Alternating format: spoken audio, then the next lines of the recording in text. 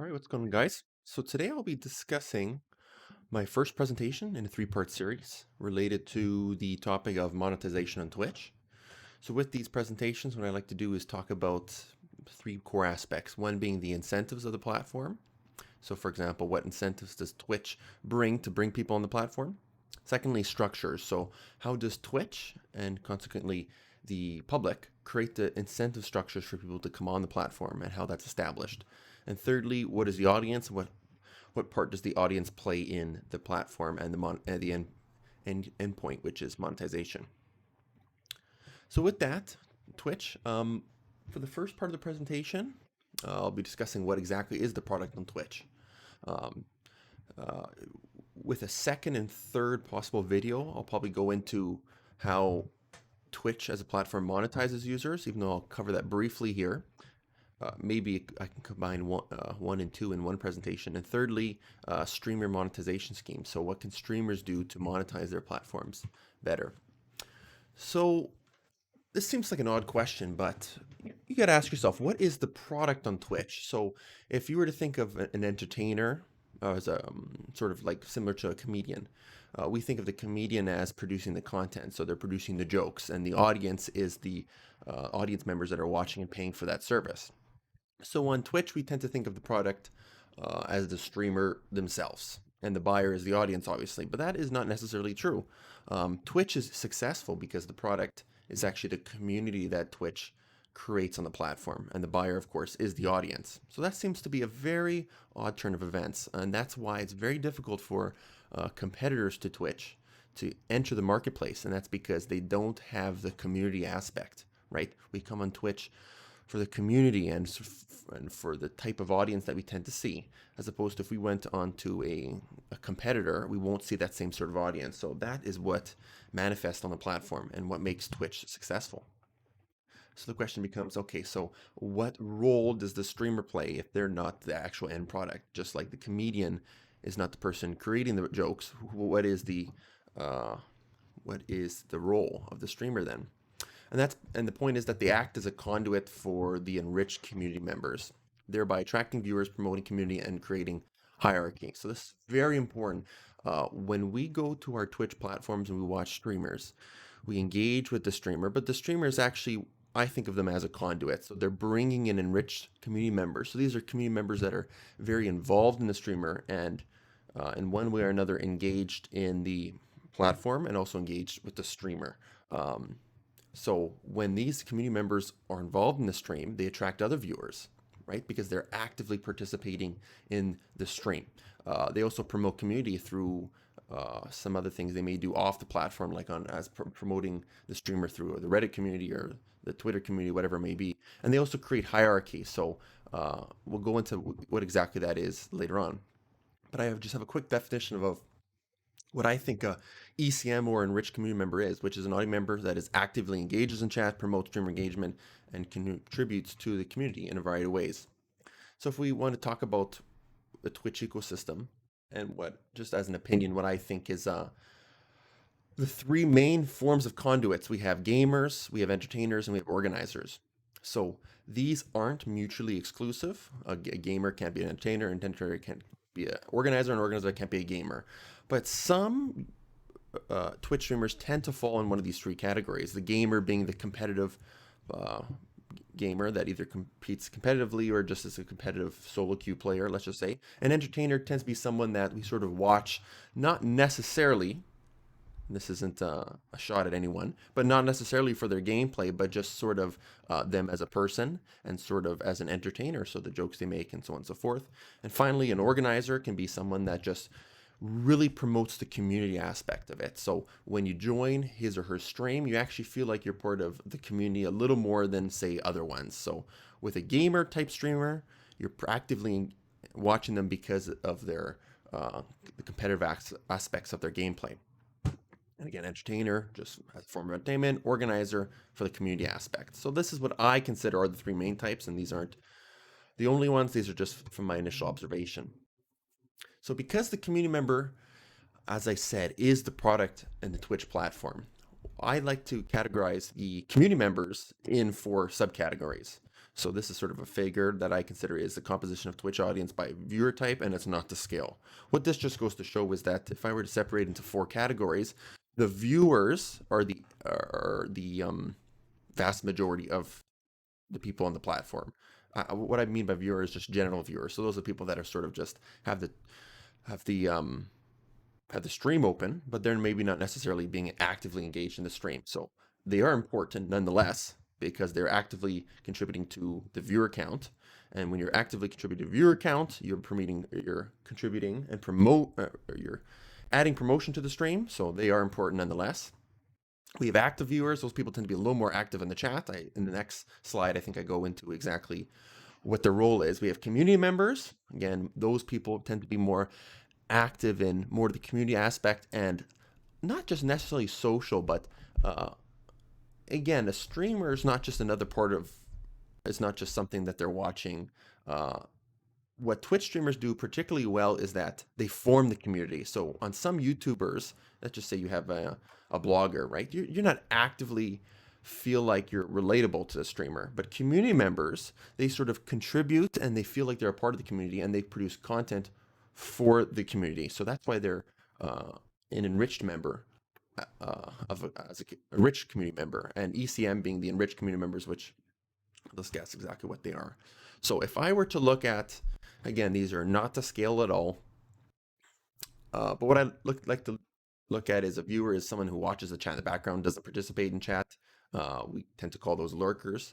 Active viewer is someone that if I were to gauge and have to measure exactly who and what, to what extent those active viewers participate, I would just say that if a streamer sets up a poll, they actively participate in that poll, right? So they're listening and they're actually willing to say open up a tab and contribute.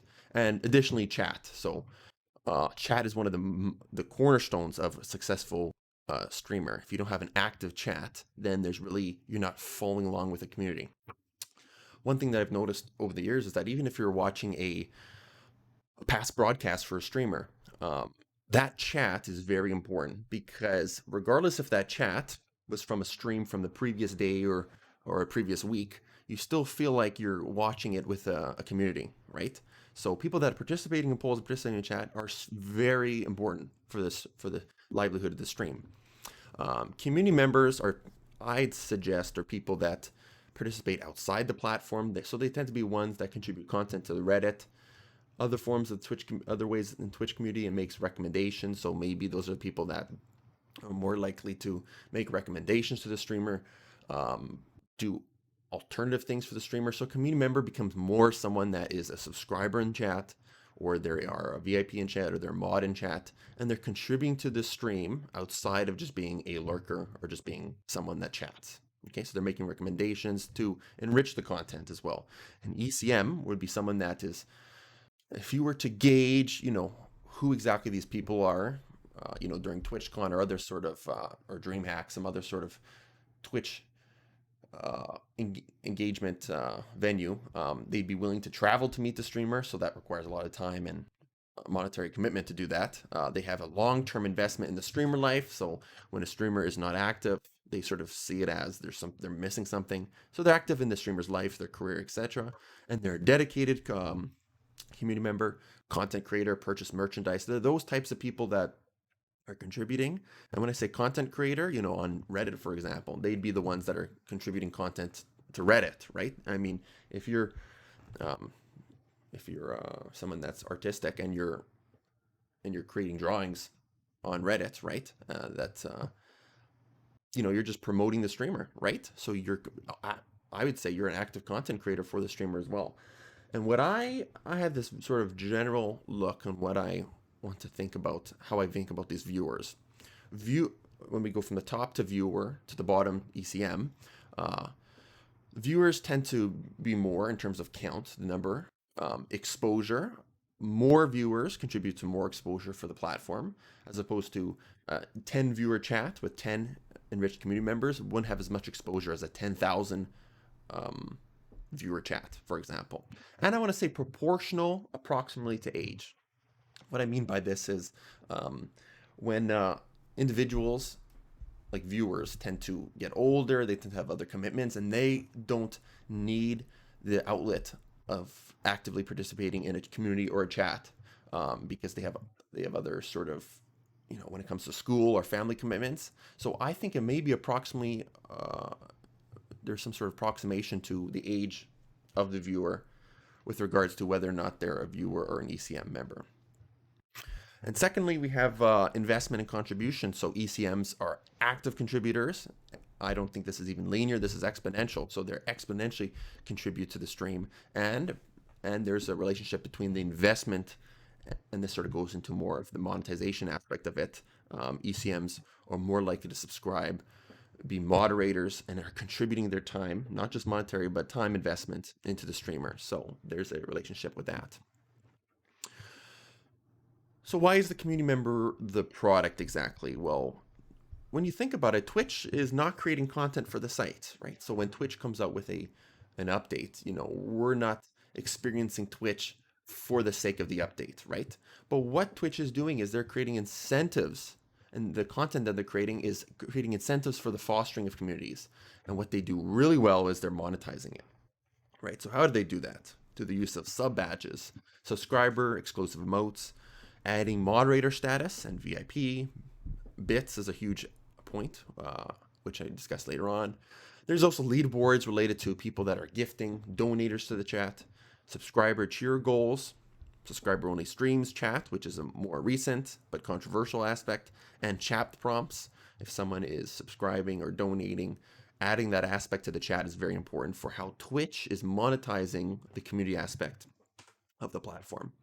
So if I were to categorize the three forms at which Twitch is monetizing the platform, I'd separate them into hierarchical, community, and exclusivity aspects. So what hierarchical is Twitch is creating hierarchies within the community. So they do this through sub badges, right? Why are badges so influential? Sort of thing. Well, you think of a badge as like a badge of honor, right? So it's associated with military service, right? So when you have a badge and you have it next to your name, there's sort of a prestige associated with it, right? So even though pretty much it just says you've contributed and you've paid more to the streamer, right? Sub badges aren't anything besides that. Adding that badge is very important because you're creating hierarchies in the chat between regular streamers, sub badge streamers or subscribers, and moderators. Subscriber emotes, the fact that only some people can use certain subscriber emotes means that you're sort of putting a hierarchy to the forms and the ways in which you can chat, right? So there's exclusivity. Moderator status is a very important thing. To be a moderator in a chat, you would have had to contribute tens and hundreds or maybe even thousands of hours into the streamer. So they're creating hierarchy there. In addition, leaderboards that Twitch promotes, if you've gifted, right, a 12-month, a 24-month, a 36-month, you're creating, whenever you see a leaderboard, you're creating hierarchy because you're making it clear who are the haves and the have-nots. And they do that with donators too, and maybe not exclusive, maybe with bits, Twitch does that, but with donations, streamers can monetize the hierarchical aspect of donation by putting donation goals, top donator, monthly donator. We've seen all that before. They can also, the community aspect is also very important. So the community aspect is the incentives that allow viewers to come to the platform and feel like they're part of a community, right? So Twitch does this through being a follower and being a subscriber, right? So you are a member of the community, right?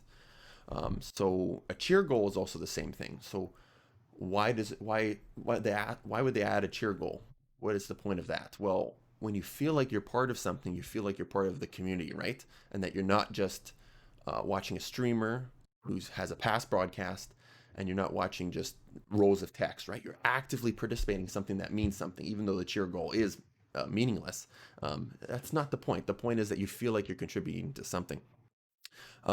Bits aspect is Twitch's very nefarious way of monetizing the donation system. If you can control, because Twitch cannot control the rate at which, the percentage at which they receive donations. But if they can promote the bits aspect, well, then they get a cut of it, right? So they are promoting bits and cheer goals and top bit contributors for a reason, cheer goals. to your goals as well. And exclusivity.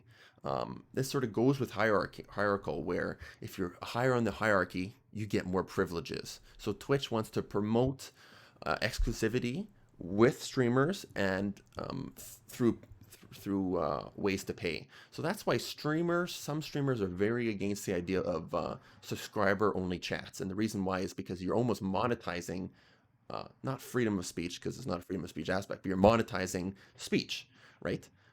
If you're a subscriber, you had to have paid in one way or another through Twitch Prime or otherwise. And that's also why streamers are very against the idea of subscriber only streams, because you're now, not only you're not allowing chat or the ability to chat through monetization, but also whole forms of content and stream are only exclusive to subscribers and those that can pay. So it's a good thing that streamers realize and push back against that, because you're monetizing. Because the idea about the platform being free is very important, but Twitch needs to make money in some ways. So they're promoting exclusivity through subscriber-only streams and subscriber-only mode. And chat prompts are another form of exclusivity, right? So when you subscribe, you get a place in the chat, right? And then that aspect or that little message in the chat is yours, right? And you have that block. So you have exclusive areas of the chat, right? Which is very important. So I had mentioned that as a form of monetization, Twitch really wants to get a cut of the pie, right? So if streamers are making oodles of money through donations, bits are Twitch's way of sort of getting a cut. So this is exclusively from Twitch's website, where they give a definition for bits as a virtual good you can buy on Twitch that gives you the power to encourage and support streamers, get attention through chat, through emoticons, get recognition through badges, leaderboards, and acknowledgement from the streamer. Bits allow you to chat in sub-only chat rooms, keep on hand so you join the conversation anytime you want. So what is this? Twitch is just saying that in terms of the three aspects of community, hierarchical, and exclusivity, this is the way that they're promoting their bits through the community aspect. So it's through the attention. If they say, hey, Jonathan is given 100 bits, right? Give him a shout out, let's just say. And hierarchical, you're getting recognition through the badges. Hey, this guy has a bit badge, right? And he's donated $100 through Bitch. Let's give him as much promotion as possible, right? Because that is appealing to people's need for hierarchy, right? So they get more recognition through the chat, and Twitch is monetizing that. And exclusivity, it's done through the chat for the purpose that the streamer will give that recognition and the acknowledgement to the person that paid. So Twitch is promoting all this, and it's clear as day right from their website. So monetization through Twitch using artificial price setting. So for this video, we're reaching about 18 minutes, so I think we'll cut it off for now, because we're going into more of the aspect of monetization in Twitch as opposed to just what the product is. So with the next two presentations, we'll be discussing monetization of Twitch, and the third one being how streamers can monetize their platform through these outlets. So we'll see you guys next time.